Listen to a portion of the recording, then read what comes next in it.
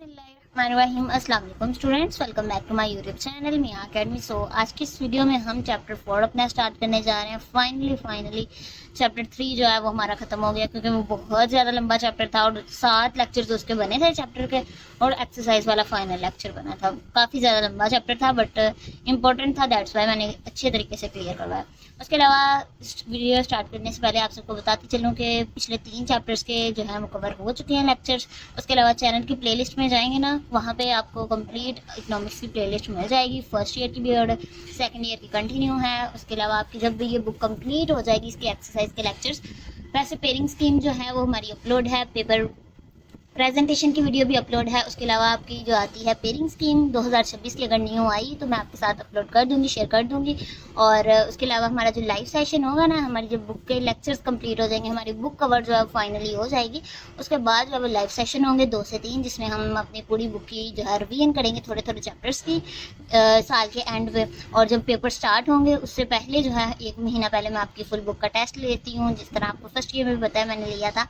और आप जो मुझे ईमेल करते हैं तो मैं फिर विदाउट नेम्स जो है वो आपकी वीडियो बना के बता देती हूँ कि ये आपने मिस्टेक्स पेपर में फाइनल में नहीं करनी, ये करनी है, ठीक है। सो वो हम बाद में प्रोसीजर देखेंगे। इसलिए मैं कहती हूँ कि चैनल की जो पोस्ट यानी जो कम्युनिटी होती है ना, वो बहुत ज़्यादा इंपॉर्टेंट है। हफ्ते में कम से कम 1 दफ़ा जो है लाजमी देखे करना, ठीक है। स्टार्ट करते हैं आज के इस लेक्चर को। फर्स्ट ऑफ ऑल, ये जो आपका चैप्टर 4 है, आपने मेन फोकस लेक्चर में ये करना है कि हमने ज़्यादा से ज़्यादा शॉर्ट क्वेश्चन कवर करने हैं, और जो लॉन्ग क्वेश्चन इंपॉर्टेंट होते हैं मैं आपकी जो एक्सरसाइज वाला लेक्चर होता है ना, कंप्लीट डिस्कस कर देती हूँ लॉन्ग क्वेश्चन, ताकि कोई भी आपका अगर वो कर लेते हैं ना लॉन्ग क्वेश्चन जो मैं एक्सरसाइज में बताती हूँ, इनफ हो जाते हैं चैप्टर कवर करने के लिए। सो आपने ज़्यादा फोकस जो है वो MCQs और शॉर्ट क्वेश्चन पे करना है, ठीक है। अब फर्स्ट ऑफ ऑल आ जाते हैं सरकारी मालियात, यानी सरकारी किसे कहते हैं, यानी पब्लिक, और फाइनेंस मालियात को, यानी अब हमने पब्लिक फाइनेंस के बारे में आज पढ़ना है, ठीक है। ये आपका चैप्टर का नेम है। उसके बाद जाते हैं हम नीचे। ये जो है आपका कंप्लीट ऊपर सिर्फ आम बातें बताएंगे, कोई इसमें से शॉर्ट क्वेश्चन MCQs कुछ नहीं बनने वाला। सो बस आपने स्किप नहीं करना, बल्कि यानी स्किप करने का मतलब ये होता है कि कम से कम आपने रीड आउट लाजमी करना है, कि अगर मैं भी कि MCQs आ जाए तो आपका आता हो, ठीक है। सो इसको आपने कर देना है स्किप। उसके बाद नेक्स्ट आ जाते हैं हम यहाँ पे। इसमें क्या है, पैराग्राफ में बन रहा है हमारा शॉर्ट क्वेश्चन, जिसमें जो क्या है मालियाती पॉलिसी, इसलिए मैंने जो है वो अंडरलाइन कर दिया है, हुकूमत के मालियात की वसूल।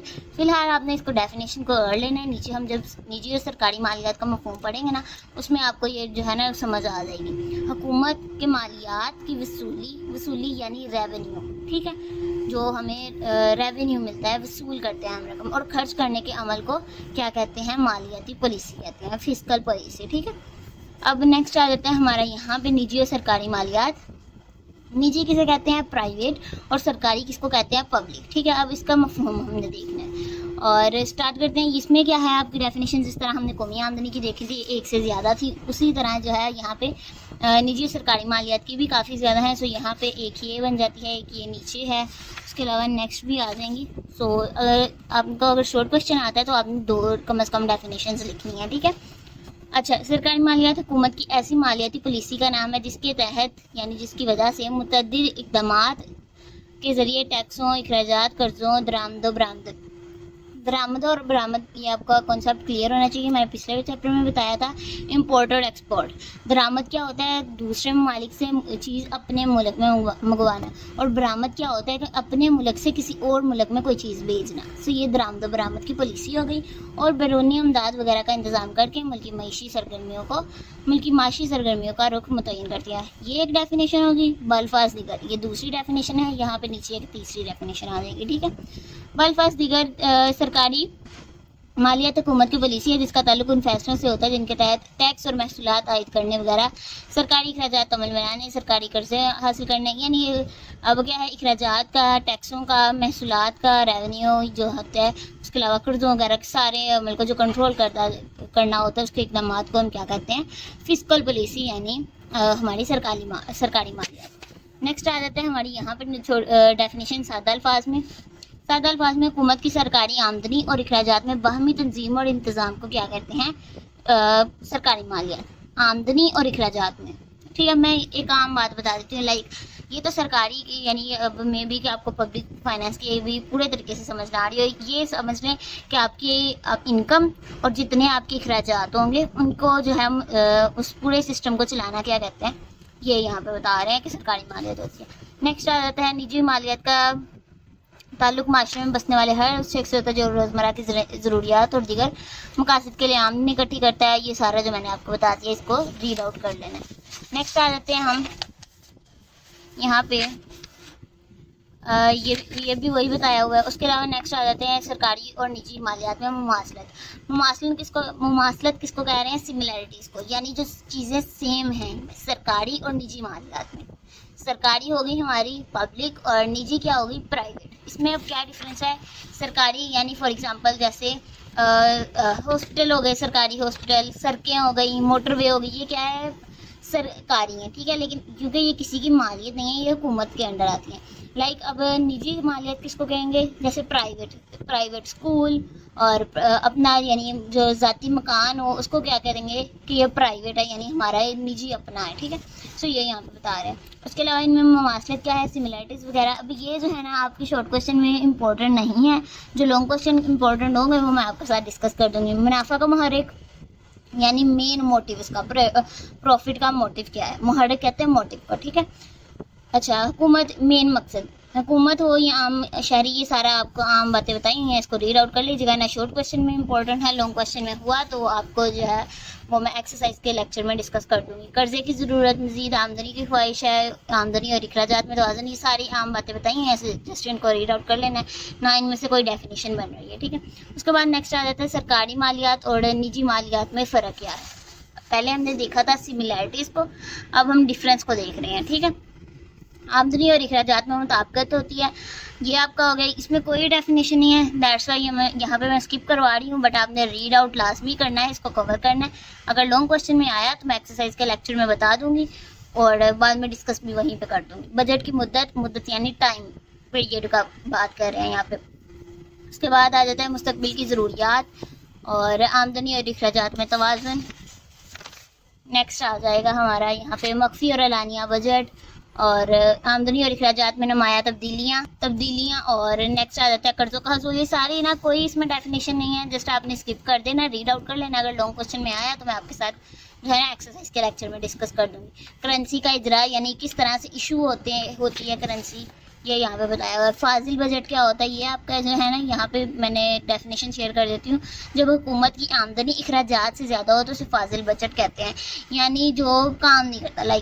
अब देखें हुकूमत की आमदनी और अखराजात, आमदनी की निस्बत ना अखराजात ज़्यादा है। ये अब मैं आपको रियल लाइफ की यानी एग्जांपल देती हूँ। आपकी सैलरी है 20,000 और अखराजात क्या है आपके 25,000 हो जाते हैं, तो इससे क्या होगा कि आपका जो है बजट जो है वो आउट ऑफ कंट्रोल हो जाएगा। सो यही यहाँ पे बता रहे हैं कि जब हुकूमत की आमदनी, यहाँ पे कोमा लगा हुआ है, ठीक है। अब आमदनी जो है वो अखराजात से ज़्यादा हो जाए, यानी आमदनी कम हो जाए और अखराजात ज़्यादा हो तो इसे फाजिल बजट कहते हैं। यही यहाँ पे उन्होंने बताया हुआ, प्रॉपर तरीके से डेफिनेशन नहीं थी, दैट्स वाई यहाँ पे मैंने आपके साथ शेयर कर दिया। उसके अलावा यहाँ पे पॉइंट्स वगैरह बताए हुए हैं, जस्ट आपने इनको रीड आउट कर लेना है। उसके अलावा नेक्स्ट आ जाती है सरकारी वसूलियाँ, यानी पब्लिक रेवेन्यू क्या होता है, वसूलियाँ यानी जो पैसे हमें मिलते हैं, रेवेन्यू अर्निंग वगैरह, ठीक है, ये यहाँ पे बता रहे हैं। हुकूमत की आमदनी का सबसे बड़ा और अहम जरिया क्या है, टैक्स है, ये आपने अंडरलाइन कर लेना है एज एमसीक्यूज, ठीक है। उसके अलावा हुकूमत अपनी आमदनी दो ज़राए से हासिल करती है। कौन कौन से तरीके हैं, महसूलाती आमदनी के ज़राए और गैर महसूलाती, ये दो तरीके हैं।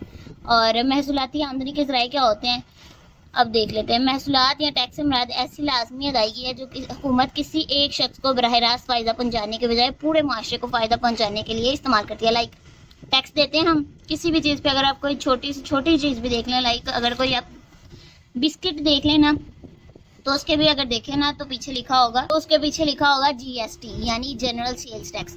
उस पर क्या होगा, 15 रुपये का बिस्किट है फॉर एग्जांपल, तो उस पर 3 रुपये तकरीबन या 1-2 रुपये लाजमी टैक्स होगा। GST अगर आप टॉफ़ी देख लें, कैंडी देख लें, कुछ भी देख लें, बिस्किट देख लें, जूस देख लें, उसके पीछे GST लाजमी जो है वो ऐड हुआ होगा।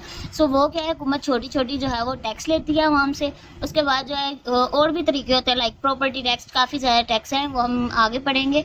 सो उसमें क्या है कि हुकूमत टैक्स लेती है, और फॉर एग्जांपल जिस तरह मोटरवे बनी है मुल्क में, तो तो वो क्या है कि एक एक शख्स को हुकूमत जो है वो बराह रास्त फ़ायदा नहीं पहुंचाती, बल्कि पूरी आवाम के लिए क्या करती है, कोई ना कोई सहूलत मैसर कर देती है। सो ये क्या है, इसका बराह रास्त फ़ायदा पहुंचाने के बजाय पूरे माशरे को फ़ायदा पहुंचाने के लिए इस्तेमाल करती है। उसके अलावा याद रहे, मुल्क में बसने वाले जिस शहरी पर टैक्स की अदायगी वाजिब करार दी जाएगी तो उससे इनकार क्या होगा, कवानीन की हुक्म अदूली होगी, और जो है वो उससे टैक्स गुजार जो है टैक्स अदा करने से इनकार नहीं कर सकता। ना ही टैक्स गुजार हुकूमत से टैक्स के एवज कोई ज़ाती सहूलत या फ़ायदा तलब कर सकता। लाइक मैं अगर कोई टैक्स देती हूँ तो ये नहीं मैं कह सकती कि मेरे लिए कोई ख़ास चीज़ जो है मुझे दी जाए, मैं कोई जो है डिमांड डायरेक्ट जो है वो गवर्नमेंट से नहीं कर सकती, ये यहाँ पे बता रहे हैं। लिहाजा हुकूमत की टैक्स की मुद में मसूला रकम को मुल्क के, या हम देख लीजिएगा फ़ायदे वगैरह खातिर का इस्तेमाल करती है। उसके अलावा नेक्स्ट देख लेते हैं हम दरामदी और बरामदी महसूलात। अब उसमें क्या है, आगे पार्ट्स बनाए हुए हैं। आगे जो है ना हम जो गैर महसूलाती होंगे वो अब नेक्स्ट लेक्चर में करेंगे, महसूलाती आज कवर कर लेते हैं। दरामदी और बरामदी महसूलात या कस्टम ड्यूटी, इसको जो है ना हम कस्टम ड्यूटी भी कहते हैं। सो ये आपने मार्क कर लेना है, अगर डेफिनेशन आए तो ये नहीं कि दरामदी और बरामदी अब क्या है हमें पता ही नहीं है लाइक, तो उसको हम क्या कहते हैं, कस्टम ड्यूटी भी कहते हैं। दरामदी और बरामदी ये मैंने पीछे भी आपको कॉन्सेप्ट कवर किया है कि इम्पोर्ट और एक्सपोर्ट। इम्पोर्ट क्या होता है, किसी दूसरे मुल्क से अपने मुल्क में कोई चीज़ मंगवाना, लाइक तेल हो गया, ये हो गया हमारे क्या दरामद यानी इम्पोर्ट। अब एक्सपोर्ट क्या है कि पाकिस्तान बहुत ज़्यादा मोटा कपड़ा जो है ना एक्सपोर्ट करता है, यानी दूसरे ममालिक में बेचता है। सो ये दरामदी और बरामदी का कॉन्सेप्ट है। उसके बाद ये इनसे मुराद वो महसूलात है जो मुल्क में दरामद और बरामद में होने वाली अशिया पर लगाए जाते हैं। ये आपने रीड आउट कर लेना है शॉर्ट क्वेश्चन के लिए, ठीक है। लॉन्ग क्वेश्चन के लिए हुआ तो मैं एक्सरसाइज के लेक्चर में आपके साथ डिस्कस कर दूंगी। उसके अलावा नेक्स्ट आ जाता है मरकज़ एक्साइज ड्यूटी। ये क्या होती है, एक्साइज ड्यूटी पाकिस्तान में तैयार होने वाले एशिया और मुहैया की जाने वाली खिदमात पर आयद की जाती है। एक्साइज ड्यूटी का दानिशमंदी और एहतियात से किया जाता है, क्योंकि इस मुल्क में ये आम सी बातें बताइए, इसमें कोई इंपॉर्टेंट चीज़ नहीं है। सो जस्ट इसको आप रीड आउट कर लीजिएगा। नेक्स्ट आ जाता है इनकम टैक्स और कॉर्पोरेट टैक्स। ये क्या होता है, इसमें इनकम टैक्स और कॉर्पोरेट टैक्स से हासिल होने वाली आमदनी भी मुल्क की वसूलियों में, यानी इस पर भी काफ़ी ज़्यादा जो है ना इनकम पे टैक्स लगाया जाता है, कॉर्पोरेट पे। सो ये जो है ना हुकूमत का जो रेवेन्यू होता है ना उसमें बड़ा हिस्सा जो है वो इसमें इनकम और कॉर्पोरेट का होता है। ये बाकी आप रीड आउट कर लीजिएगा।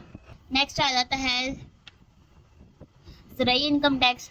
ये एग्रीकल्चर से रिलेटेड जितने भी ज़राअत वगैरह का उस पर जो टैक्स वगैरह लगते हैं। ऐसे ममालिक जहाँ ज़राअत जो है उसका, लाइक पाकिस्तान में जो है वो ज़राअत बहुत बड़े पैमाने पे होती है, उसके यानी जो पाकिस्तान का रेवेन्यू होता है ना जो एक्सपोर्ट वगैरह करता है, उसमें जो है ना पाकिस्तान की जो ज़राअत है ना वो रीढ़ की हड्डी का काम देती है, यानी बहुत ज़्यादा ही बड़ा जो है वो हिस्सा होता है इसका ज़राअत का।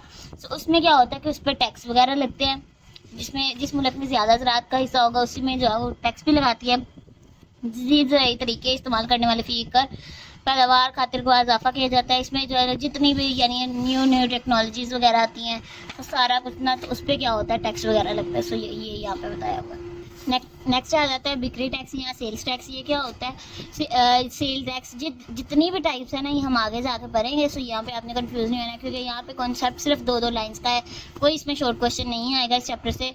और जो सेल्स टैक्स, बिक्री टैक्स, जितने भी टैक्स होंगे, इनकम टैक्स, सारा कुछ हम अगले लेक्चर्स में पढ़ेंगे क्योंकि आगे डिस्कस हुआ है। सो यहाँ पे हम जो है वो स्किप ही करेंगे, कोई यहाँ पे डेफिनेशन नहीं है, 2 लाइन से आप रीड आउट कर लीजिएगा। नेक्स्ट आ जाता है दीगर महसूलात। इसमें क्या है, हुकूमत पाकिस्तान में ज़िक्रा वाला जितने यानी ऊपर डिस्कस हो चुके हैं, उन टैक्सों के अलावा भी अपनी महसूलाती आमदनी में इजाफा करने के लिए टैक्स जो है वो आयद करती है। ये आपने देख लेना है। उसके अलावा महसूलाती आमदनी का इन्हिसार वफाकी हुकूमत के टैक्सों से मिलने वाले हिस्से और सूबाई नौइयत के टैक्सों पर होता है। सो ये आपने एक दफ़ा रीड आउट कर लेना है। इसके बरअक्स ये मैंने इंपॉर्टेंट चीज़ें लिखी हुई हैं, सो इसको रीड आउट कर लेना। गैर महसूलाती आमदनी का दारोमदार क्या होता है, माशी और मशर्ती खिदमात बहम पहुँचाने के वाले महकमों की आमदनी, सूद की वसूलियाँ, नज़्म नस्क आमा के महकमे की जमा करदार कौन पर होता है। सो इसको एक दफ़ा आप रीड आउट कर लीजिएगा। यहाँ पे जो दौलत टैक्स है, तोहफा टैक्स है, ये आपने देख लेना है। विरासत टैक्स जो है स्टेट ड्यूटी है, ये 3 हैं, इनको आपने अच्छे तरीके से रीड आउट करना है, समझना है। दौलत टैक्स क्या होता है, इस टैक्स की सूरत में इंसान के मनकूला जायदाद वगैरह पे लगता है। तोहफा टैक्स क्या होता है, 35,000 से अगर ज़्यादा मालियत का हो तो उस पर टैक्स नहीं लगता, कम मालियत का हो तो टैक्स नहीं लगता, अगर ज़्यादा का हो ना तो उस पर टैक्स आयद होता है। विरासत वगैरह में भी आप देख लीजिएगा। So best of luck for your preparation. अगर वीडियो पसंद आई है तो वीडियो को लाइक करिएगा, चैनल को सब्सक्राइब करिएगा, मुझे अपनी दुआ में याद रखिएगा। टेक केयर, अल्लाह हाफिज़।